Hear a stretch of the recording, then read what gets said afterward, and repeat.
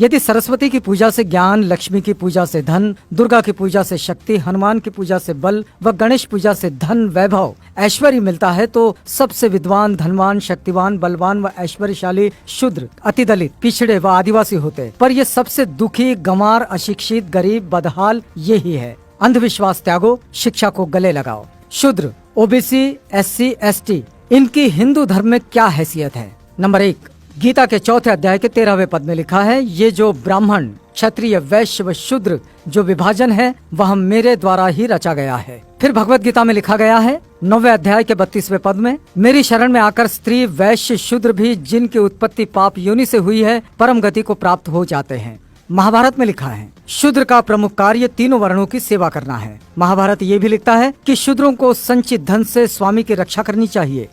रामायण में लिखा है, शूद्र तपस्या करे तो राज्य निर्धनता में डूब जाएगा।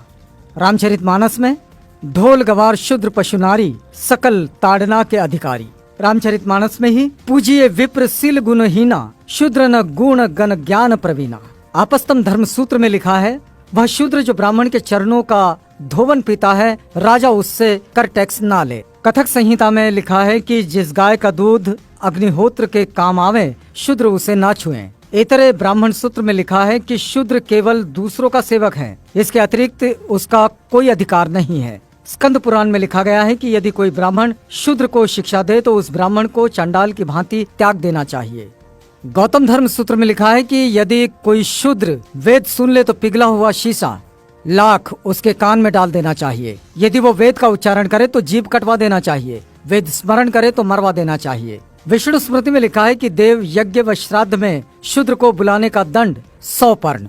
आपस्तम धर्म सूत्र में कहा गया है कि ब्राह्मण कान तक उठाकर प्रणाम करे, क्षत्रिय वक्षस्थल तक, वैश्य कमर तक व शूद्र हाथ जोड़कर एवं झुककर प्रणाम करे। तैत्तरीय ब्राह्मण सूत्र में लिखा है कि ब्राह्मण की उत्पत्ति देवता से, शूद्रों की उत्पत्ति राक्षस से हुई है। गौतम धर्म सूत्र में लिखा है, यदि शूद्र जब तप होम करें तो राजा द्वारा दंडनीय है। शतपथ ब्राह्मण सूत्र में लिखा है कि यज्ञ करते समय शूद्र से बात नहीं करनी चाहिए। विष्णु पुराण लिखता है कि जो शूद्र अपने प्राण, धन तथा अपनी स्त्री को ब्राह्मण के लिए अर्पित कर दे, उस शूद्र का भोजन ग्राह्य है। महाभारत के अनुसार शूद्र राजा नहीं बन सकता। गीता के अनुसार शूद्र को ब्राह्मण, क्षत्रिय और वैश्यों की गुलामी करनी चाहिए। रामायण के अनुसार शूद्र को ज्ञान प्राप्त करने पर मृत्यु दंड मिलना चाहिए। वेद कहते हैं शूद्र ब्रह्मा के पैरों से पैदा हुआ है, इसलिए वो नीच है। मनुस्मृति के अनुसार शूद्र का कमाया धन ब्राह्मण को बलात् छीन लेना चाहिए।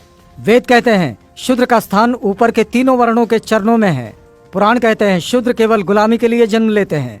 रामचरितमानस के अनुसार शूद्र को पीटना धर्म है। फिर भी एक सहनशील शूद्र अब भी इन हिंसक धर्म ग्रंथों और इन देवी देवताओं को सीने से लगाए फिरता है।